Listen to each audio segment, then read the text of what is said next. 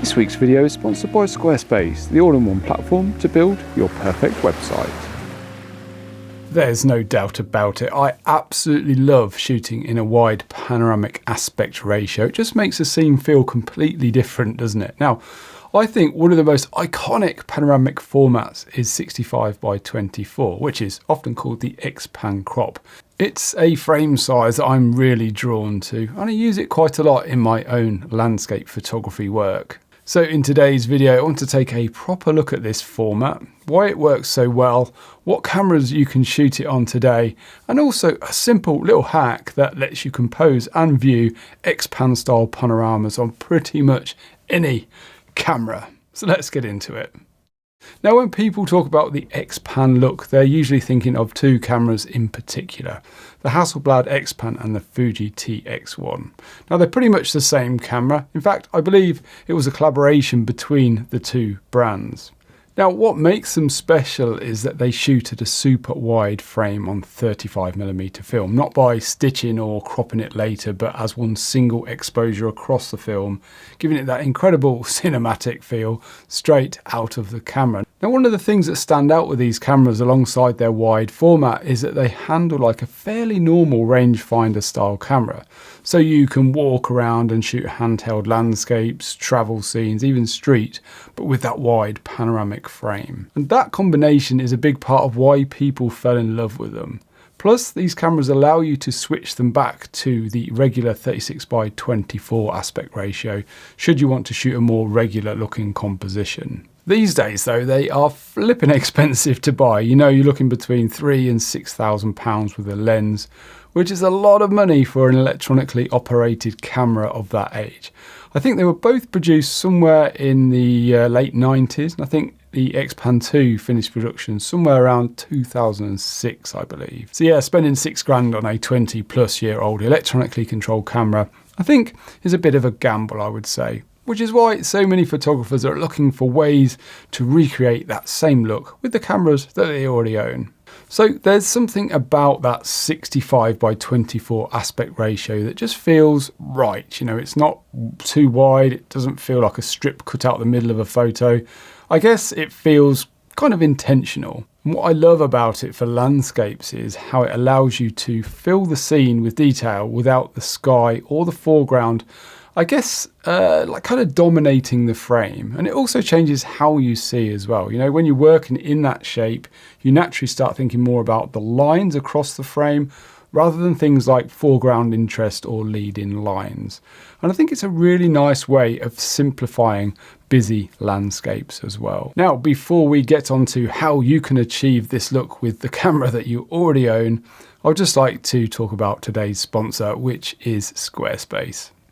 So recently I've been updating some of my photo galleries on my website, and it always amazes me how quick and simple it is to do. It really is just a case of dragging and dropping your images in and rearranging them so they look nice in the gallery. Now, if you're unsure what Squarespace is, it's basically an online platform where you build your own website. They've got loads of amazing templates to choose from to get you started, and also tools to help you create something more unique as well. It's not just photo galleries though. You can set up a blog, an online store, or even a newsletter. If you would like to give it a try for yourself and create your very own website, you can head over to squarespace.com for a free trial. Then when you're ready to launch it, go to squarespace.com/IanWorth to save 10% off your first purchase of a website or domain. Now, going back to what we were saying, the good news is you don't actually need an xpan to shoot this format anymore. There's a few modern digital cameras that have this 65 by 24 crop mode built in, which is basically the digital version of the xpan frames. So the Fujifilm GFX medium format cameras have this option, and Hasselblad added an xpan style crop to cameras like the X2D as well. I also believe some of the modern Sony Alpha cameras have this crop, or at least frame lines of some kind. With these cameras, when you switch on this specific crop mode, you can see that panoramic frame live in the viewfinder and on the LCD while you compose your shot. But also your taken photo will display at that ratio in playback as well, which is super nice. And honestly, I think that's the really important part. You know, seeing the frame while you shoot. I think it can be actually quite tricky to frame up this aspect ratio without being able to see it first. Maybe that's just me. Let me know down in the comments if you find it easy, if you've tried it out already. Now, of course, you can crop any photo into a panorama, can't you, later on your computer? But it's not quite the same as composing that way in the field, is it? When you can see that long, thin frame in real time, you start placing subjects differently. You notice how the lines run across the image and you make much more intentional decisions. Now, I had the opportunity to shoot with the X2D back in 2025, and I think at least half of the images I shot with that were with that xpan framing. It really is quite a unique shooting experience. So we've obviously talked about dedicated cameras that produce this look, but what about all of us regular photographers that don't want to, I guess, own an expensive film camera or a medium format digital camera? Well, I've looked into this a fair bit, and there's lots of kind of little tricks for masking out the screen, like sticking tape or cardboard cutouts over the screen. But I do have what I think is maybe a better solution. But first, I just want to mention that if you own a Fuji X camera like my X-H2, which is filming us right now, there is a grid overlay on there, which is called Grid 24. And this is very close to the xpan ratio. It's just a tiny bit narrower in height, which can help with framing, but of course you won't see this when you review your image in playback. But for those that own one of these cameras and can't be bothered with DIY options, then it will definitely help you out when composing your shots. So the best option that I've come up with to get these 65x24 frame lines is to draw on your screen with a Sharpie. Now, don't worry, we're not going to just draw on the screen. We're going to get one of those very cheap screen protectors, stick that on there, then measure out the xpan dimensions carefully, drawing the lines with a very thin tip Sharpie. And this means that you can compose and see the exact framing of that xpan aspect ratio during composing and playback. Plus, you'll be protecting your screen in the process. Now, you do need a very thin tip marker, otherwise it's going to be very distracting when you're shooting other crops.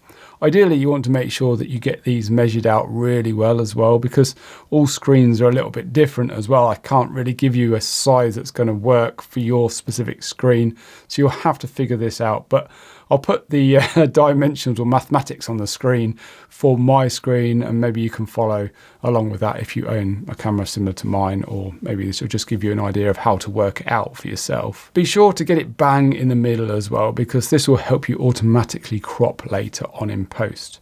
Now, I know this is not going to be for everybody, but I genuinely enjoy doing little DIY hacks like this. It kind of feels like you're beating the system a little bit, doesn't it? And it just feels like it's a little bit more creative, I think. So now we can take our xpan photo as intended. The next job is to get the same crop in post-production. Now, there are a few apps out there that will allow you to crop at 65x24, but I'm using Lightroom, so I'll show you how to do it over there. So it's really simple. Just go over to your crop tool, click on custom and enter the ratio 65x24 and click apply. And this should save this crop for the future as well. The beauty of Lightroom is when you select this, it automatically puts the crop in the central portion of the frame. And if you measured out your framing lines correctly on your screen protector, then you should be able to crop it in exactly in the same place as you composed it, making the whole process feel as intentional as possible. So yeah, if you know of any other apps or little tricks that will help get the xpan look, please do leave a comment below. I think it's such a fun thing to do. And yeah, just use what you have and experiment. That's what I say. Anyway, I do hope you enjoyed this week's video. If you want to follow along with my weekly photography videos, please do consider subscribing to the channel. You might also enjoy the video up here, and on the other side you'll find links to my online store where you'll find things like my ebooks on landscape photography. Anyway, until next week, thanks for watching and take care.